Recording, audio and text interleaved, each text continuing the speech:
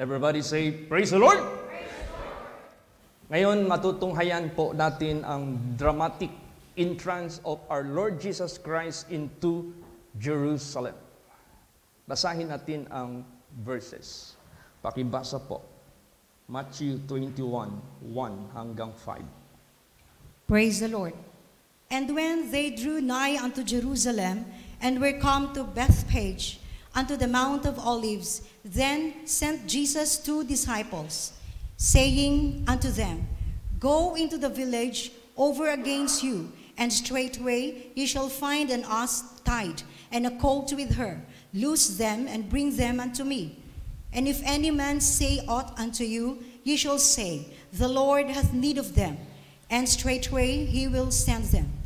All this was done that it might be fulfilled, which was spoken of the prophet, saying, Tell ye the daughters of Zion, Behold, thy king cometh unto thee, meek, and sitting upon an ass, and a colt, the foal of an ass.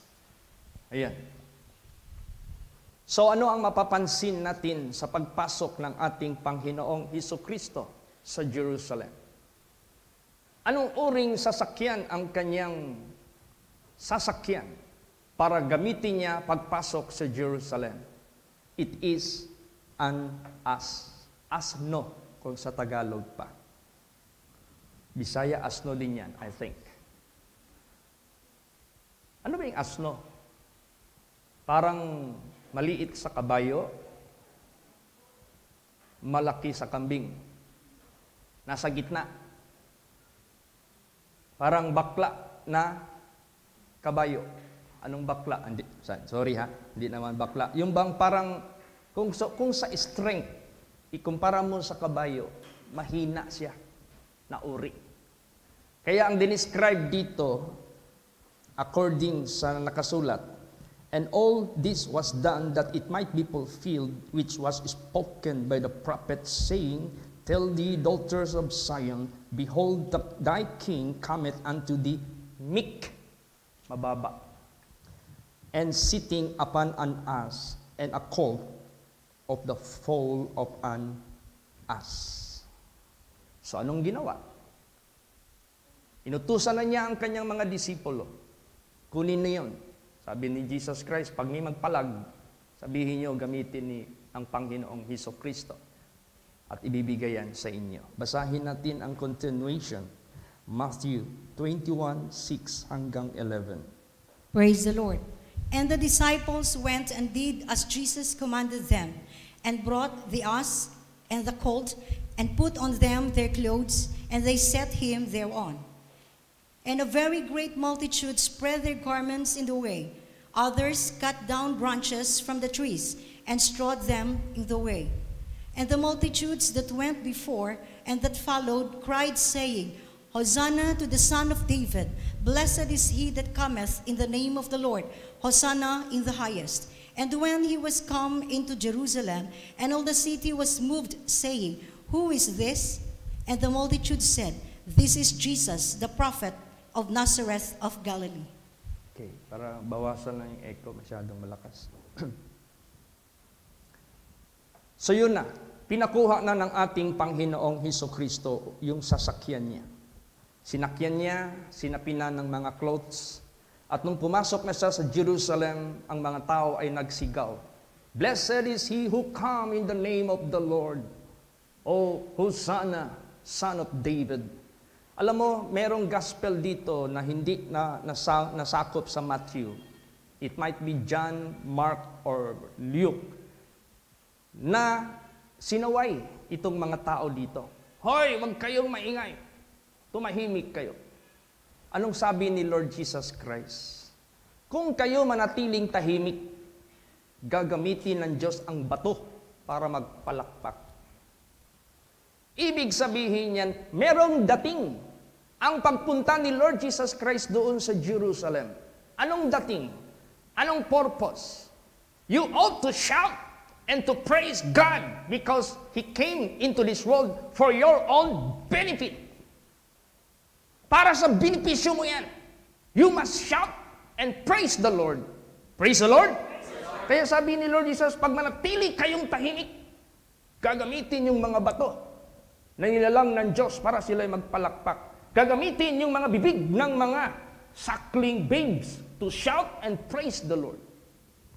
You ought to praise the Lord sa kanyang pagbisita dito. Kaya nga sabi diyan, thy visitation hath preserved my spirit.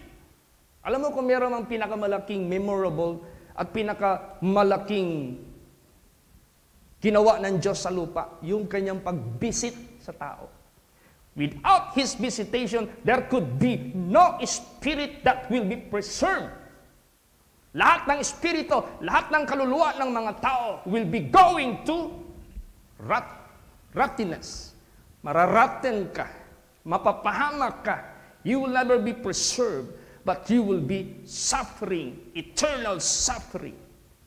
Kaya napakalaking napakalaking impact ng pagpunta ni Kristo dito sa Jerusalem, sa lupa. You must cry, you must shout, praise the Lord. Huwag kang tumahimik because pumunta siya para sa iyo. Alam mo yung mga priest hindi nila alam, yung mga chief priest hindi nila alam, pinapatahimik na lang yung mga tao, hindi nila alam, included sila sa purpose ni Kristo na pumunta dyan. Para sila iligtas, para sila i-redeem. Praise the Lord. Ngayon, anong ginawa ni Kristo after He entered Jerusalem? What was His main purpose? Basa. Matthew 21:12 and 13. Praise the Lord. And Jesus went into the temple of God, and cast out all them that sold and bought in the temple, and overthrew the tables of the money changers and the seats of them that sold doves, and said unto them, It is written, My house shall be called the house of prayer, but they have made it a den of thieves. Yan.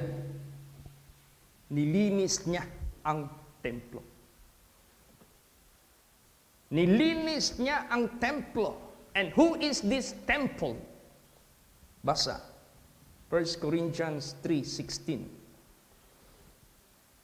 Praise the Lord. If any man defile the temple of God, him shall God destroy. For the temple of God is holy, which temple ye are. Yes. 16? 3:16? Pakibasa ang verse 16. Bakit walang 16? Sige.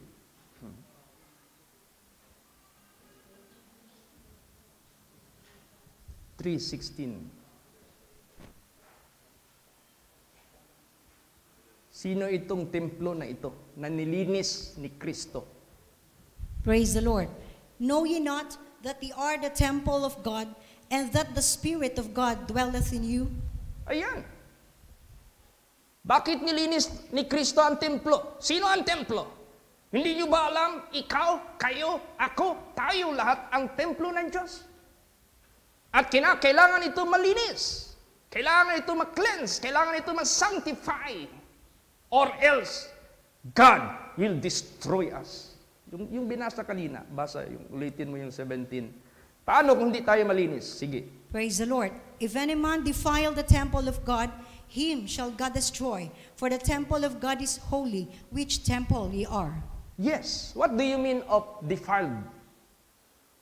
You are filled with the spirit of darkness. Puno ka ng espiritu ng kaliliman. Influensyado ka ng kasalanan. Influensyado ka ng kasamaan. Katulad sa sinira ng Diyos sa Sodom and Gomorrah. Katulad sa binaha ng Diyos sa panahon ni Noah. Yung mga tao na yun, defiled yun. Sinira lahat yun ng Diyos. Ayaw ng Diyos mangyari yan sa buhay natin. That's why He came to cleanse us, to sanctify us for our salvation, para sa ating kaligtasan.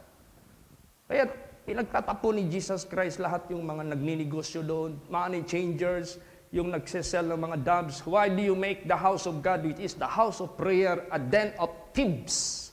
Bakit nyo ginawa ang bahay ng Diyos na bahay dalanginan? Ginawa ninyong yungib ng mga tulisan. Sino pa palang tulisan tinuturing dito? Di ba si Satanas? Tulisan si Satanas sa buhay natin. Bakit? Hindi siya pumasok doon sa pintuan. Pumasok siya sa bintana. Pag magnanakaw, pag tulisan, hindi yan magpasok sa daanan. Sa bintana yan. For what purpose? To kill, to destroy, and to steal. Yan. Ayaw ng Diyos sa atin na pasukin tayo ng tulisan at manatili ang tulisan sa buhay natin hanggang ikamatay natin, hanggang ikapahamak ng ating kaluluwa. Gusto niya ito malinis. Gusto niya ito masanctify. Para ang Spirit of God ang mag-dwell sa isa't isa sa atin. Para ang Diyos ang mag-take over sa buhay natin. Para ang Diyos ang masunod sa buhay natin. Para ang Diyos ang siya nang gagawa sa buhay natin. It is God that worketh in you and me, to all of us, both to will and to do His good pleasure. Paul said, I am crucified with Christ, nevertheless, I live yet not I. Hindi na ikaw. Na-impluensyado ng masamang espiritu, impluensyado ng kasalanan. All have sinned and come short of the glory of God. No one is righteous, no, not one. That is me, that is you. Yan yung I na sinasabi. Yet not I, hindi na ako, but Christ lives in me. Siya na ang nabubuhay sa akin. Bakit? Sinanctify ka na eh.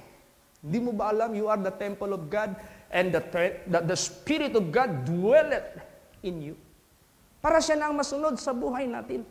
Praise the Lord! Praise the Lord. Hindi na yung I na yan, na impluensyado ng thieves, magnanakaw, tulisan. Once upon a time, yan ang buhay natin, wala pa tayo na sanctify.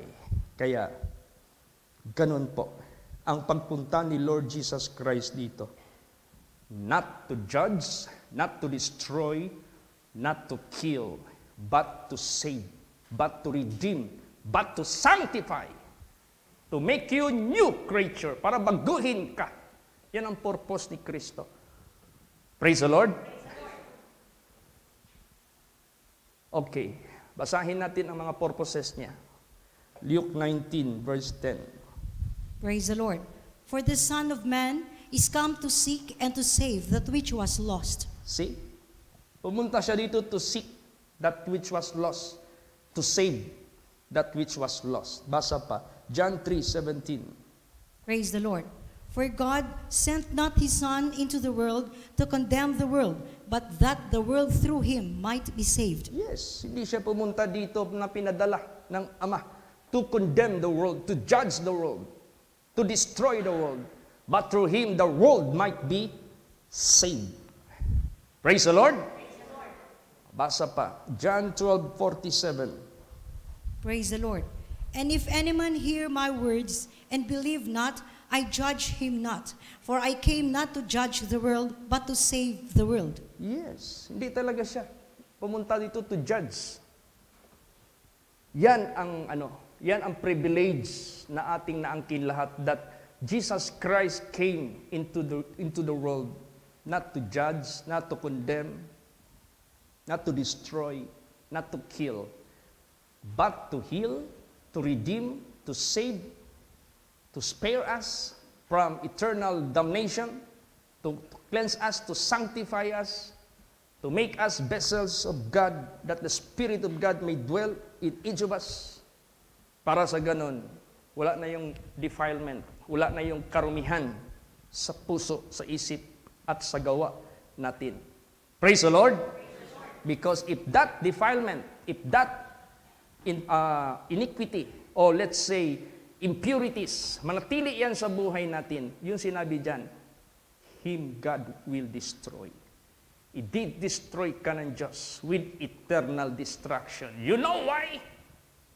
Hindi mo hinayaan ang Diyos ang manahan sa buhay mo. Hinayaan mo si Satanas ang manaig sa buhay mo. And you rejoice with Satan and you do not have pleasure with God. Mas masaya kaya nga sinabi niya, this is the condemnation when light come into this world, people love darkness rather than light. Yan yung reason bakit i-condemn niya, bakit i-destroy niya ang mga kaluluwa ng mga tao. Kasi nung pumunta siya dito na magiging liwanag, mag-sanctify sa mga tao, magbago sa tao sa kabanalan, sa katuwiran, ang mga tao mas higit pa nilang inibig ang lahat ng mga kasalanan, worldliness, worldly pleasure, lust of the flesh, lust of the eyes, pride of life, adultery, fornication, lasciviousness, wrath, envy, lahat rebellings, wild parties, lahat yun mas inibig pa ng mga tao. Drunkenness. Yun mas mainibig pa ng mga tao. Kaysa kaliwanagan, kaysa sa katuwiran ng Diyos. Kaya, beforehand, let that impurities be cleansed before you die. Dapat malinis mo na yan bago ka mamatay, or else ikinamatay mo, defiled ka, hindi ka nagpa-sanctify, hindi ka nagsisi, hindi ka tumalikod, hindi ka nagbagong buhay through Jesus Christ. Him God will destroy. God will destroy you with eternal destruction in the second death. Yan naman ang katotohanan eh. Yan naman ang sinabi talaga ng salita ng Diyos. We should not hide the truth because the truth will set you free. That's why Jesus said, if ye continue in my word, then ye are my disciples indeed. Ye shall know the truth. What truth you may know? That if you are defiled, God will destroy you. If you died in your sin, yes, God hath no pleasure because He cannot back out His statement. The wages of sin is death, which is the second death. Gagawin talaga yan ng Diyos. Kaya malungkot siya. Praise the Lord. Sinong tao dito na malungkot? Because he made a promise to God na i-offer niya yung anak niyang dalaga. And he cannot back out already. Sino yun? Si Jephthah. Ganun din ang Diyos. God hath no pleasure in the death of the wicked because pag namatay siya sa wickedness siya, mamamatay siya sa ikalawang kamatayan. And God will destroy you. God will put you into condemnation. Siya lang makajudge, wala ng iba. At di na yan mababakwi ng Diyos. He cannot make His statement to make a false statement. Hindi. Kaya, pasalamat tayo sa Diyos. Binigyan tayo ng pagkakataon to be cleansed. Praise the Lord. That is the main purpose of Jesus Christ in coming here. Kaya after He sanctified the temple, what was the next event? After He sanctified the temple, what was the next event? Basa Matthew 21:14. Praise the Lord. And the blind and the lame came to Him in the temple, and He healed them. Yes. After He sanctified the temple, blind, lame came to Him in the temple, and He healed them. Sino itong blind? Tayo. Blind from the truth. We were born blind. Lahat tayo ipinanganak na bulag because of the sin of our parents. But if we come to Jesus Christ, makakita tayo. Lame because we are disabled to perform the will of God. But if you come to Jesus Christ, God will make you able. God will heal your blindness. God will heal your being lame or disabled. Praise the Lord. Ganon ang mangyayari. Pag na-sanctify tayo, yung temple ng Diyos, the blindness will be opened. The lame will be able to stand and walk and leap. Lahat magagawa mo na ang mga gawain ng ating Panginoong Diyos. Tingnan mo dito. May mga disciples dito na masyadong hot, masyadong aggressive, masyadong mainit. There was a time that they were not welcomed. No? Hindi lang sila welcome. Gusto na ng mga disipulo magpababa ng apoy bula sa langit. Patayin daw yung mga tao doon. Kaya this is the real purpose of Jesus Christ in coming here on earth. Not to kill, not to destroy, not to judge, not to condemn, but to save. Ay gusto ng mga disipulo, i-condemn na kaagad ni Jesus yung mga tao na hindi nag-welcome sa Kanya. Anong sagot ni Jesus sa kanila? Basa. Luke 9:54. Praise the Lord. And when His disciples, James and John, saw this, they said, Lord, wilt thou that we command fire to come down from heaven and consume them, even as Elias did? Oh, tingnan mo yan. Sabi ni James tsaka ni John, nakita nila na hindi sila winelcome. Nagsabi sila, nagsuggest sila Nag-ano sila kay Jesus Christ, wilt thou that we command fire to come down from heaven and consume them even as Elias did? Ano pala yung ginawa ni Elias? He asked fire from heaven to consume the offering, the burnt offering, the bulls. Pero ito, gusto nilang sunugin ng mga tao na hindi nag-welcome. Anong sagot ni Lord Jesus Christ? Basa Luke 9:55 and 56. Praise the Lord. But he turned and rebuked them and said, Ye know not what manner of spirit ye are? For the Son of Man is not come to destroy men's lives, but to save them. And they went to another village. Yan. Ni-rebuke sila ni Lord Jesus. Anong klaseng espiritu kayo meron? Ang anak sa Diyos hindi pumunta dito to destroy, but to save men's lives. Para magligtas. Kaya maraming mga tao ngayon, abusive. Abuso. Abuso talaga. Di nila alam, there is another character of God. Merong karakter ng Diyos, sabihin ko sa inyo. At gusto itong itago ni Satanas sa mga tao. Para ang mga tao maging abusive sa grasya ng Diyos. You know what abusive? Abusing the grace of God.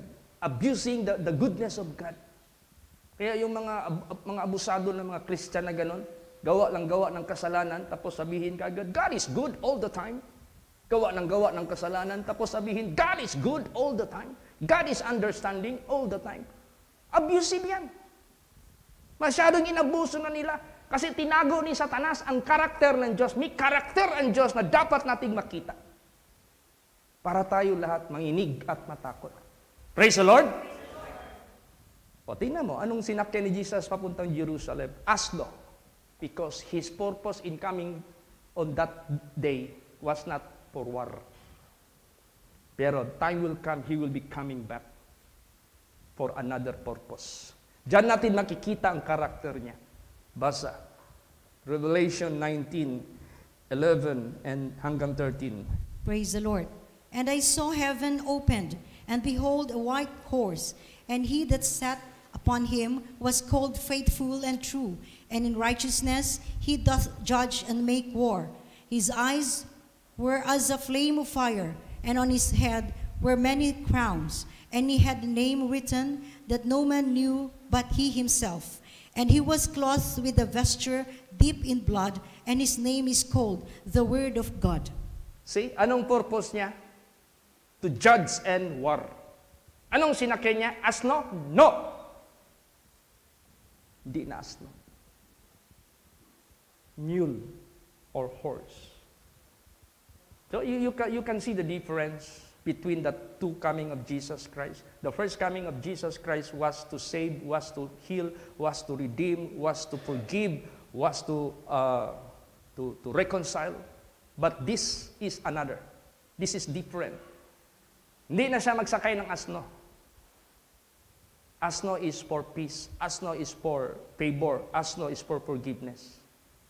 Horse for war and judgment. Maliwanag yan eh. And I saw heaven opened, and behold, a white horse, and he that sat upon him was called Faithful and True. Sino ba palang faithful and true? Siya lang. And in righteousness, he that judges and make war. His eyes were as a flame of fire. Alam mo yung mata na parang nagniningas ng apoy. Ibig sabihin yan, meron siyang puot na ilalabas against the wicked na impenitent heart. Ayaw magsisi, ayaw magpakumbaba. And they speak blasphemous words against heaven. Yung mga tao na nagsasalita ng mga blasphemous words against heaven na walang limit. Matindi yung image ni Jesus Christ. Hindi basta-basta. His eyes were as a flame of fire. And on his head were many crowns.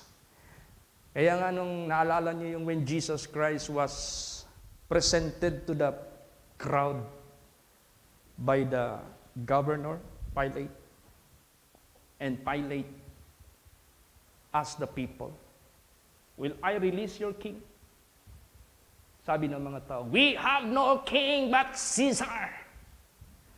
Tapos sabi ni Pilate, "Are you king of the Jews? Ikaw ba talaga'y hari ng mga Hudyo?" Anong sagot ni Jesus Christ? "If my kingdom would be in this world, my servants would save me. And I can ask legions of angels to deliver me. But my kingdom is not here. My kingdom is dito." O, tingnan mo si Jesus. Itong pagbalik niya, sa sunod na pagbalik niya, He will come to judge and for war. His eyes like a flame. And He has crowns.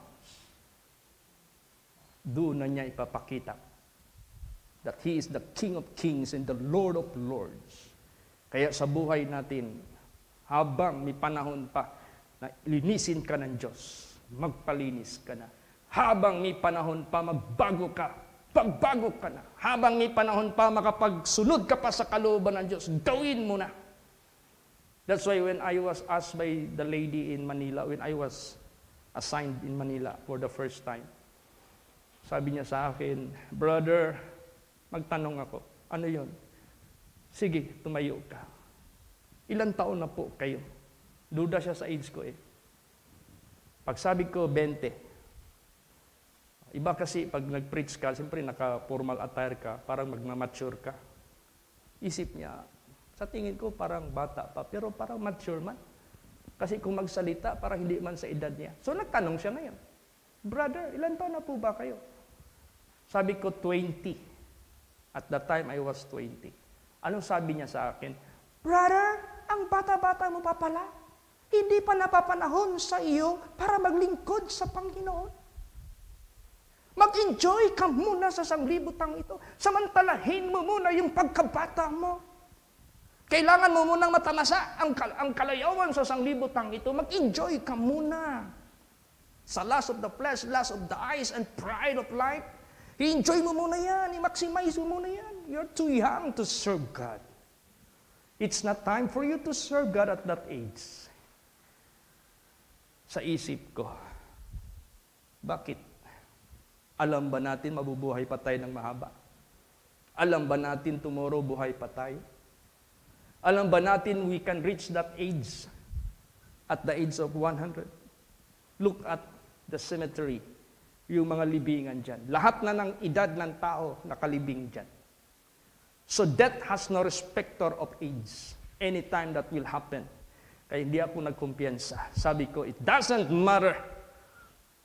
I serve God at my early age. And this is my pleasure to give the rest of my life to serve God. Praise the Lord! Kung kailan ka niligtas ng Diyos, huwag mong panghinayangan ang moments that you are spending with God. Take pleasure in it. Delight in the Lord. Praise the Lord! Ganun. Kaya sabi ko, to God be the glory. Salamat po. Hinawakan mo ako ng mahigpit. Kaya nga sinabi dyan, "Blessed is the man that walketh not in the counsel of the ungodly." That was the counsel of the ungodly. "Blessed is the man that standeth not in the way of sinner, nor sitteth in the seat of the scornful, but his delight is in the law of the Lord, and in his law doth he meditate day and night." Buti na lang yung salita ng Diyos. Laging minimeditate. Kaya ano mga counseling dyan ng mga ungodly, mapalad ka kung hindi ka sumusunod sa kanila. Praise the Lord! Hindi kayo mag-counseling yung mga ungodly dyan. Magsusul si Satanas. Oy, yung buhay Kristiyano malungkot, boring. Ang buhay ng mga makasalanan, masaya. Malis ka na dyan, doon ka sa masaya. Maniwala ka rin. Kaya nga sinabi dyan, "My people are destroyed for lack of knowledge." Not meaning to say you don't know about anything from the Bible, but because you reject knowledge. Nire-reject mo kasi ang tinuturo sa iyo eh. What shall it profit a man if you gain the whole world and lost your own soul? Anong pakinabang ng mga tao? Minimaximize niya yung kanyang kalukuhan, kasalanan, kamunduhan, pleasure sa sanglibutang ito, which is sinful pleasure in the eyes of God. Kasi ang sin sa Bible, yung kasalanan dito sa Bible, ngayon, gustong gawin ni Satanas, gawing acceptable. Ang kasalanan dito sa Bible, gustong gawin ni Satanas, pleasurable. Pero sa Diyos, sin is sin. Ang kasalanan is kasalanan. Kaya, yung karumihan natin, magpalinis tayo. Para gagaling yung blindness mo, gagaling yung pagka-lame mo. Makakagawa ka sa gawain ng Diyos. Makakakita ka sa katotohanan ng Diyos. Praise the Lord. Ganon po. Kaya, hindi basta-basta. Basa pa, 2 Timothy 4:1.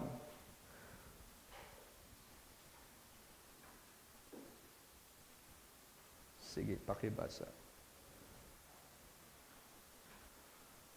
Praise the Lord. I charge thee, therefore, before God and the Lord Jesus Christ, who shall judge the quick and the dead, that his appearing and his kingdom. You see? Pumunta siya dito not to judge, but yet time will come. He will be the judge. He will judge the quick and the dead. Hahatulan niya ang buhay, pati ang patay. Pero do not be abusive of the kaya nga sinabi diyan, because the execution among the wicked is not executed speedily. Therefore, the heart of man is set to do evil. Dahil hindi kaagad-agad ipinataw ng Diyos ang kaparusahan sa mga wicked. Ang mga wicked nag-isip-isip sila. There is no God. There is no such God in heaven. Look at us. We do all those abominations in His eyes, and yet we still strong. We are not like unto other people who are in suffering. Hindi nila alam yung pagbagal-bagal ng Diyos sa pag-execute ng judgment is leading them to repentance. Na mag-aalalay sa kanila na magsisi na kayo. Nagbigay ang Diyos ng grace period. So therefore, ang puso ng mga tao, masyado na nilang itinoon sa kasamaan. Akala nila, walang Diyos. Kaya, intindihin natin ang pagpasok ni Jesus sa Jerusalem, not for war, but to cleanse the temple of God. Not for war, but to make blind to see and lame to walk. Praise the Lord! Yun ang purpose ni Kristo. But there is a character of God na hindi nakikita ng maraming tao. He will be the judge. Time will come. He will be coming for war, not for peace. For judgment, not for grace. Ganun. Tingnan mo, panahon na hinatulan niya ang mundo sa panahon ni Noah na binaha niya. Di ba? Binaha niya. Panahon na hinatulan niya ang Sodom and Gomorrah na susunugin niya. Di ba? Sinunog niya. Panahon na kakainin ng lupa yung mga tao who fought against his servant Moses. Di ba? Kinain. There is a time for judgment. There is a time for His grace. Kaya sa buhay natin, grab the opportunity while the grace still there. Habang nandiyan pa yung mercy ng Diyos, magpalinis ka na. Magpasanctify ka na. Magpahariin mo na ang Spirit of God sa buhay mo para hindi ka nasisirain ng ating Panginoong Diyos. Siya na yung masunod sa buhay mo. Alam niyo kasi, sa buong mundong ito, kung meron man dapat maging taas noo, tayo. Hindi kayo makasama ka dyan sa mga taong worldly. Kumplito ang borloloy nila, kumplito yung mga alahas nila, kumplito yung mga make-up nila, lahat ng mga pakitang gilas. Tapos ikaw, binago ka na ni Kristo, tapos haharap ka doon, ganun ang itsura mo. para wala kang pagmamalaki. Sila ang pinagmamalaki mo. Baliktad. Baliktad talaga. Dapat tayo yung taas, no? Because the image of God, the glory of God could be seen. Ang kaluwalhatian ng Diyos, kabanalan, katuwiran, ay dito makikita sa buhay natin. Praise the Lord! Praise the Lord. Kaya nga anong sinabi dyan? I am not ashamed. Huwag mo ikahiya. I am not ashamed of the gospel of Christ. What is the gospel of Christ? Yung in-apply mo na word of God, that is the gospel of Christ. Praise the Lord. Praise the Lord. Yung in-apply mo yung kabanalan, katuwiran, simplicity, nandyan lahat sa buhay mo. That is the word of God. Makikita sa buhay mo. Eh, ano makikita mo ngayon sa mundo? Puno ng tato ang katawan. Sino nire-represent nila yung mga puno ng tato ng katawan? Ang diablo. Dragon. Kung ano-ano na lang nandyan. Eh, ano yung dragon? Yung dragon, basahin mo dyan sa Revelation. Sino si dragon? The devil, which is called Satan, the old serpent. Yan. So, sabi nila, yung daw tato, addiction daw. Pag nakatato ka sa katawan mo, dagdagan mo. Pag nakatato ka, hindi ka pa, dagdagan mo naman. Dagdagan ng dagdagan. Kasi status symbol daw yan, mahal kasi magpatato. Kaya pag marami kang tato, mapera ka. Payabang payabangan. Yung iba, pag may maaritis na diamond, paikli ng buhok para makita talaga yung diamond. Huwag yan. Huwag mo pagmayabang yan. Pagmayabang natin yung mark of Christ. Not the mark of pride of life. The mark of Christ which is meek and lowly. Praise the Lord. Paul said, "From now on, let no man trouble me, for I bear the mark of Christ in my body." Mula ngayon, wala ng tao pipigil sa akin dahil nakalimbag na sa katawan ko ang marka ni Kristo. Ayan ang ipagmalaki natin. Hindi kayo pagdating dyan sa mga worldliness na yan, ikaw na ganun-ganun ka kaagad, para kang masyado ka ng aba. Hindi mo alam, you are bearing the mark of your Heavenly Father. That should shine. Kaya nga sabi ni Jesus, let your light so shine before whom? Unggoy? Kalabaw? Baka? Before men. Sa kapwa-tao. Praise the Lord! Pag nandun tayo sa kapwa-tao natin na kasama, huwag mong ikahiya, huwag mong baguhin yung image mo na nandyan sa kabanalan. Be proud of it. Pag malaki mo yan, you are bearing the glory of Heavenly Father, which is acceptable pag judgment na. Yan ang acceptable eh. Hindi kayo magmumukha kang harlot, mumukha kang Jezebel, magmumukha kang wicked. Yan yung pinopromote ng sanglibutang ito. Proud daw ang mayroong mga ganon. No! That's a great lie. Malaking kasinungalingan yan. Kaya gusto ng ating Panginoong Diyos, ipagmalaki natin ang kaligtasan. This can never be bought by money. Hindi ito kayang bilihin ng pera. Praise the Lord. Praise the Lord. Minsan, makita mo pinopost sa FB, meron daw sa China na nawawala na jade na ang hitsura is square, tapos parang may palaka na nakaganon. Yun daw ay gamit ng mga emperors noon na pinaka-sealer nila, dry seal. Pag sino makakita niyan at pag-present mo and it is authenticated, totoo, trilyon ay babayad sa iyo ng China. Artifacts, kumbaga pa. Missing yan eh. Trilyon ang halaga. Kasi solid jade. Tapos yung history niya, tumataas yung value.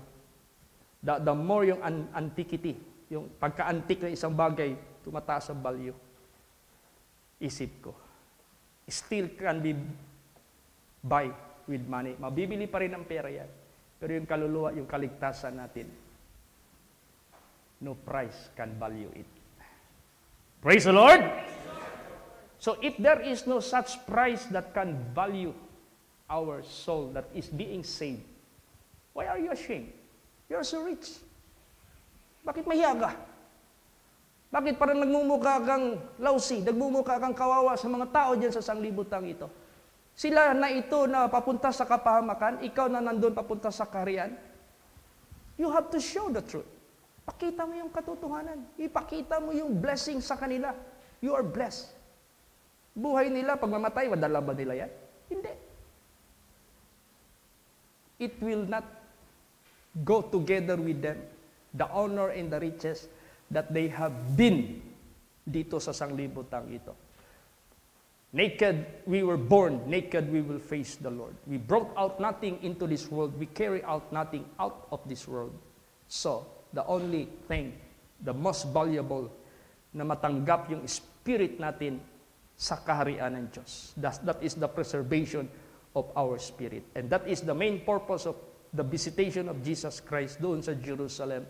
Ang Jerusalem, it only represents the entire mankind. Praise the Lord! Kaya kahit Pilipinas nakarating sa atin ang Ebanghelyo, ganun ang Diyos. Kaya let us shout for joy, let us praise the Lord for all this privilege na nangyari sa ating buhay, nilinis niya ang templo ng Diyos. At gusto niya ang Spirit of God mag-dwell sa atin continuously. Kaya huwag kayong magpakulang sa Word of God. Kasi yung sanctification na yan, pwede yan madumihan pag magkulang ka sa Word of God. Kaya maintain natin ang Word of God. Do not live without the Word of God. Huwag kang mabubuhay na walang salita ng Diyos. Praise the Lord! Kaya sabi ni David, surely goodness and mercy shall follow me all the days of my life, and I shall dwell in the house of the Lord forever. Kabahagi na yan ng ating kaluluwa, ng ating buhay. Because the temple of God, where the Spirit of God dwells, dito siya. Dito natin makikita, masusumpungan ang Diyos. So love the place where God dwells.